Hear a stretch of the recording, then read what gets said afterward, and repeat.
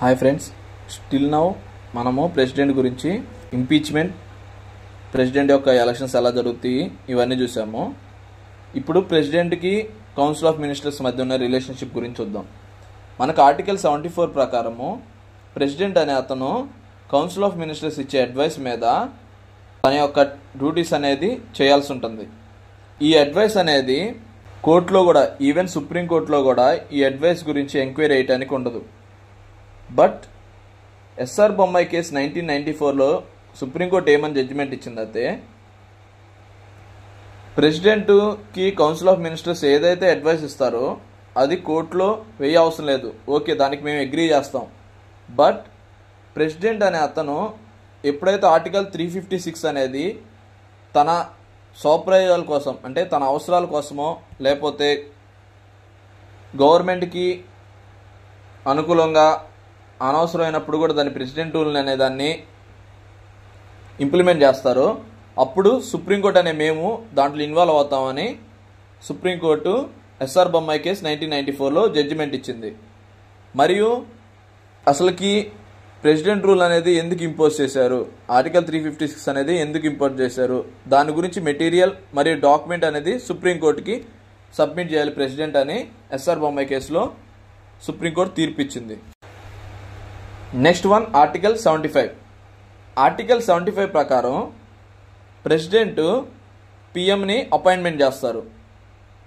మరియు పిఎం ఎవరినైతే రిఫర్ చేస్తారో, వీళ్ళు పర్టికులర్ మినిస్టర్స్గా వీళ్ళు ఈ క్యాండిడేట్ మినిస్టర్గా ఉండాలని పిఎం ఎవరినైతే రిఫర్ చేస్తారో ప్రెసిడెంట్కి, వాళ్ళకి ప్రెసిడెంట్ అపాయింట్మెంట్ చేస్తారు.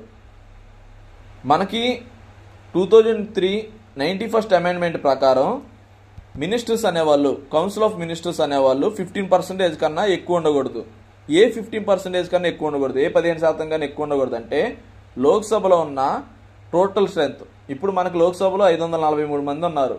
ఈ 543లో 15% మందే మినిస్టర్లు అవుతారు. సో ఇక్కడ 543లో 15% అంటే ఎంతమంది? 81 మంది మినిస్టర్ అవడానికి ఛాన్సెస్ ఉంటాయి. బట్ మనకి ఇక్కడ ఒకటి గుర్తుపెట్టుకోండి, ఢిల్లీలో 10% మాత్రమే మినిస్టర్స్ ఉండాలి. మనకేంది ఓవరాల్గా 15% ఉండొచ్చు. కానీ ఢిల్లీలో ఎక్సెప్షన్ కేసు, దీంట్లో 10% ఉంటారు. అంటే 10% కన్నా ఎక్కువ మినిస్టర్స్ ఉండకూడదు ఢిల్లీలో. ప్రైమ్ మినిస్టర్ అపాయింట్మెంట్లో ప్రెసిడెంట్కి డిస్క్రిషనరీ పవర్ ఉంటుందా అంటే డిస్క్రిషనరీ పవర్ ఉండదు.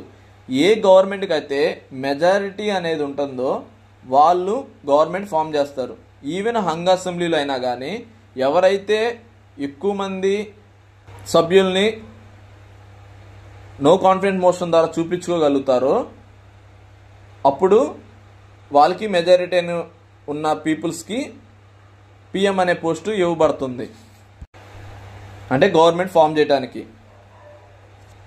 మినిస్టర్ అందరు కలిసి ఇండివిజువల్గా ప్రెసిడెంట్కి రెస్పాన్సిబుల్. అదే కౌన్సిల్ ఆఫ్ మినిస్టర్స్ అందరు కలిసి ఎవరికి రెస్పాన్సిబుల్ అంటే లోక్సభకి రెస్పాన్సిబుల్. మన ఇండియాలో